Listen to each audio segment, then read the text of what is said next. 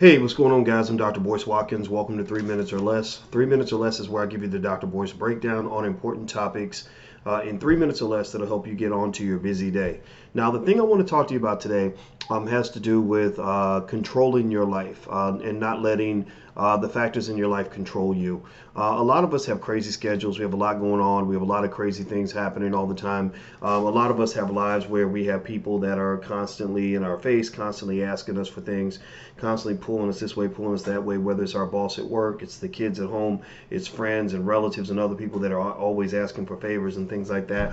Now, one of the things I've observed is that one of the keys to depression, one of the reasons that, well, first of all, black people suffer from depression at a very high level, especially black women, higher than most people. And I studied depression a little bit. I'm not an expert, but one thing I did study was I remember finding out that one of the keys to depression is feeling a lack of control.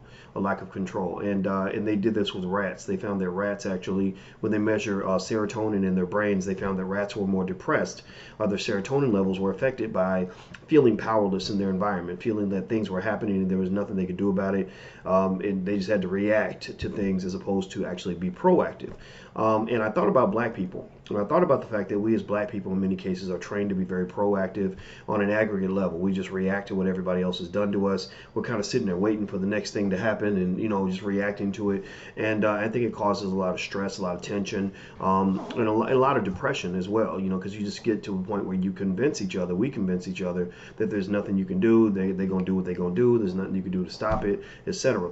Well, one of the things I believe is important is being proactive as opposed to reactive. I remember when I was at Syracuse University and I was dealing with a lot of racism from some of the other members of the faculty, and I remember it used to stress me out because I was always reacting to something that they said, and then I got to the point where I said, wait a minute, I don't need to react to you. Instead, why don't you react to me? I'm going to be proactive. I'm going to decide what my agenda is going to be. I'm going to decide who I'm going to be. I'm going to decide how I'm going to run my life and my career, and then you can just kind of figure out as we go along how you're going to fit in to whatever it is that I'm choosing to do.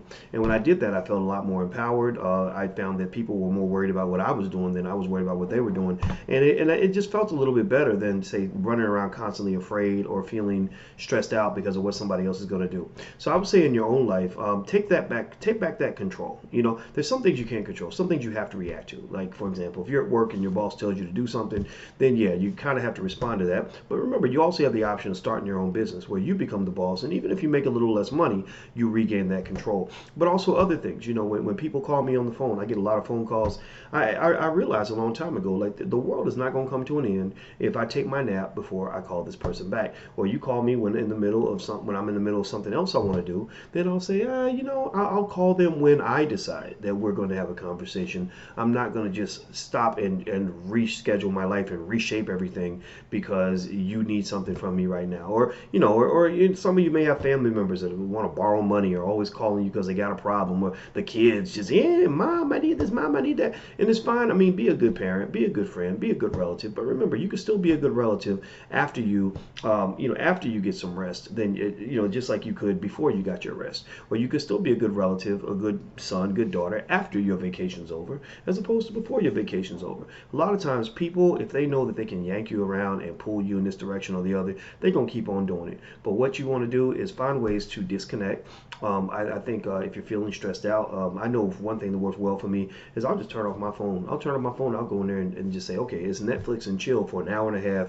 And even if the world is coming to an end and the whole universe is burning down, it'll still be burned down in an hour and a half, and then I can solve it then when I'm feeling ready to go take on all of that. So you got to regain that control. I think that's an important part of fighting against the stress and the depression that comes when you're in one groove and you always have to constantly shift because you're putting out fires and reacting to everything. Don't spend your whole life reacting. Spend your whole life proacting, and then let other people react to you if that's what you want to do. So be the boss of your life. You are the CEO of that thing called your life, and don't let nobody take your spot from you. So anyway, I know that I said this is 3 minutes or less, but sometimes I just go 4 or 5 minutes. But the whole point of this channel is to say I'm not going to talk all day. That's the point. So some of y'all like for me to do shorter stuff. I do shorter stuff, but then I have longer form videos at drboycetv.com, so you can subscribe there if you really want to have some intelligent black conversation. We always elevate the discussion. So take care, everybody. Have a good day. Make sure you subscribe. subscribe, hit the like button, hit the share button. If you want a free e-copy of my book, It Takes a Village to Raise the Bar, go to drboycewatkins.net. That's drboycewatkins.net.